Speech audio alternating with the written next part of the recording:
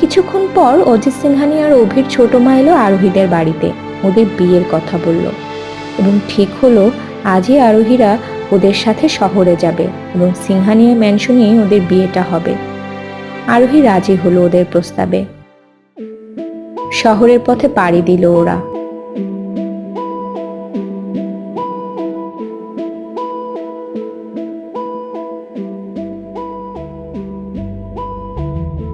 সন্ধ্যায় পৌঁছে গেল সবাই। অনু, অভ্র অনেক খুশি হলো ওদের দেখে। সবাই বিয়ের অনুষ্ঠানে মেতে উঠল। আজ অভি আর আরোহীর মেহেন্দি অনুষ্ঠান আর গায়ে হলুদ। আরোহীর হাতে মেহেন্দি পরিয়ে দিচ্ছে আনিতা। ওদিকে অভি সূর্যের সাথে গল্প করছে বসে। হঠাৎ বাতাসে একটা বেলপাতা পুজোর থালা থেকে উড়ে এসে আরোহীর পায়ে পড়ল।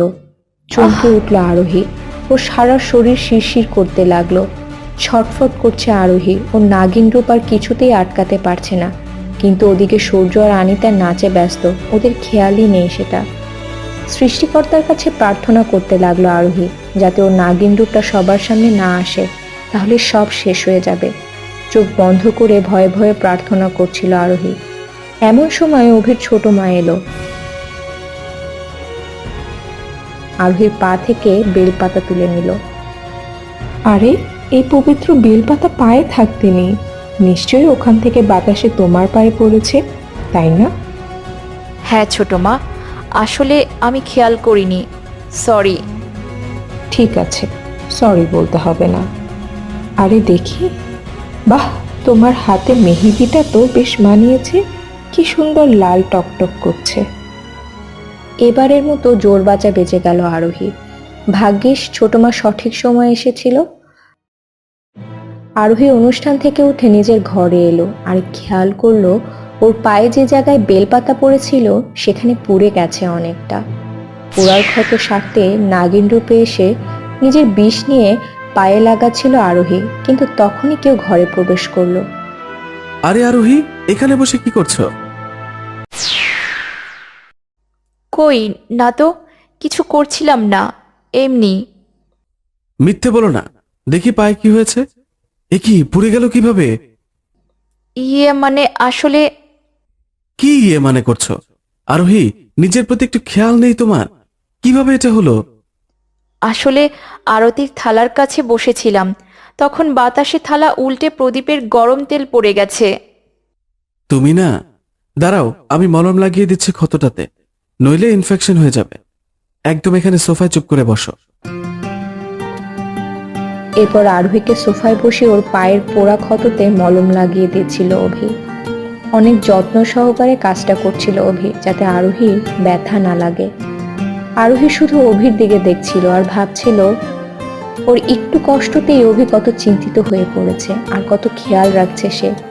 অভি যে ওকে অনেক ভালোবাসে সেটা বুঝতে পারে আরোহী। আরোহী ভাবে এই বাড়িতে অভি, ছোট মা, অনু আর অভ্র অনেক ভালো, সবার থেকে আলাদা ওরা। কিন্তু আরোহী এটা ভেবে ভয় পায়, যখন ওরা সত্যিটা জানতে পারবে অভি তখনও কি এভাবেই ভালোবাসবে নাকি ঘৃণা করবে। এটা ভাবতেই চমকে ওঠে আরোহী। না সরি সরি সরি, ব্যথা দিয়ে ফেললাম না তো? না, ঠিক আছি আমি। আচ্ছা, এখন তাড়াতাড়ি নিচে চলো। আমাদের বিয়ের মেহেন্দি অনুষ্ঠানে আমরা পারফর্ম করব না, এটা কি হয়? আমি নাচতে পারবো না। নাচতে তো তোমাকে হবেই। মানে কিভাবে শুনি? এইভাবে। বলেই আরোহীকে কোলে তুলে নিল অভি।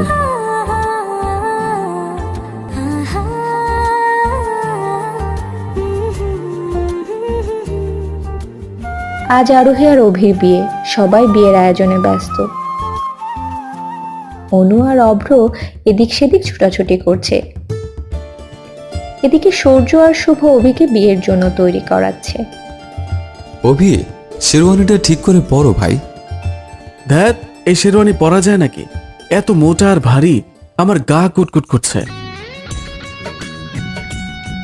ওদিকে আনিতা আর সবুর বউ সায়নী মিলে আরোহীকে কনের সাজে সাজাচ্ছে। বাহ, খুব সুন্দর লাগছে তোমায় আরোহী। আমার দেবরাজি দেখলে তো চোখ ফেরাতে পারবে না তোমার থেকে। সত্যিই তোকে বিয়ের সাজে খুব সুন্দর লাগছে রে আরোহী। আচ্ছা, তোমরা এখানেই থাকো, আমি গিয়ে দেখে আসি ছেলে পক্ষের প্রস্তুতি কত দূর। এরপর সায়নী চলে গেল ওই ঘর থেকে।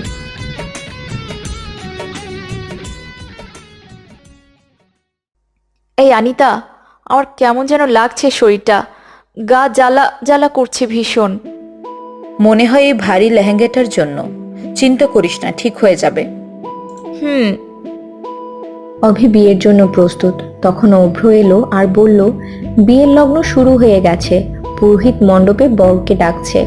শুভ আর সূর্য অভিকে নিয়ে বিয়ের মণ্ডপে গেল আর বিয়ের কাজ শুরু হলো। এখন বিয়ের কনেকে প্রয়োজন, তাই সায়নী আর অনু বউকে নিতে গেল।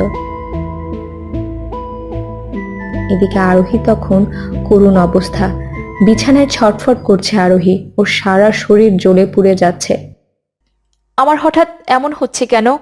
মনে হয় চামড়া খসে পড়বে। আহ! সর্বনাশ করেছে। নিশ্চয়ই তোর এখন খোলস বদল হবে। তোর খোলস ছাড়ার সময় এসেছে। আমার তো মনেই ছিল না। খোলস ছাড়তে তো অনেকটা সময় লাগবে। কি হবে এবার? বিয়ে তো শুরু হয়ে গেছে, এক্ষুনি তোকে নিতে এলো বলে ওরা। কিছু একটা কর আনিতা, এত তাড়াতাড়ি সব শেষ হতে পারে না। আহ! আরোহীর কথা শেষ হতে না হতেই সায়নী আর অনু এসে দরজায় টোকা দিতে লাগলো। আরোহী, তোমার এখনো হয়নি? বিয়ের লগ্ন পেরিয়ে যাচ্ছে, তাড়াতাড়ি দরজা খোলো, আমরা তোমাকে নিতে এসেছি। তাড়াতাড়ি দরজা খুলো, পুরুতমশাই তাড়া দিচ্ছে। এদিকে ঘরের ভিতরে কি করবে ভেবে দিশেহারা আনিতা আর আরোহী। যা ভেবেছি ঠিক তাই, ওরা এসে গেছে। এখন আমরা কি করব? একটাই উপায় আছে, তুই আমার রূপ ধারণ কর আর ওদের সাথে মণ্ডপে যা। বিয়ে শুরু হওয়ার আগেই আমি চলে যাব মণ্ডপে, আর কনে বদল হবে। কিন্তু যদি না আসতে পারিস? আর সময় নেই, আমার রূপ নে আর দরজা খোল তাড়াতাড়ি। আমি বলছি সবটা সামলে নেব আমি, কিছু হবে না। আরোহীর কথা মতো আনিতা আরোহীর রূপ ধারণ করলো আর আরোহী আলমারির পিছনে লুকিয়ে পড়লো। আনিতা দরজা খুলে দিল। আরে, এত সময় লাগছে কেন দরজা খুলতে? কোনো সমস্যা? না, আসলে লেহেঙ্গাটা ঠিক করছিলাম। আরে এসব বলে সময় নষ্ট করো না, চলো, তোমার লগ্ন পেরিয়ে যাচ্ছে। আরোহী রূপে আনিতাকে নিয়ে বিয়ের মণ্ডপে চলে গেল সায়নী আর অনু। এদিকে ঘরের ভেতরে অর্ধেক নাগিন রূপে বিছানায় ছটফট করছে আরোহী আর ঈশ্বরকে বারবার ডাকছে। অভির পাশে কনে রূপে বসে আছে আনিতা, পুরোহিত বিয়ের মন্ত্র পড়ছে। তখন সূর্য হঠাৎ খেয়াল করলো আনিতা আশেপাশে কোথাও নেই।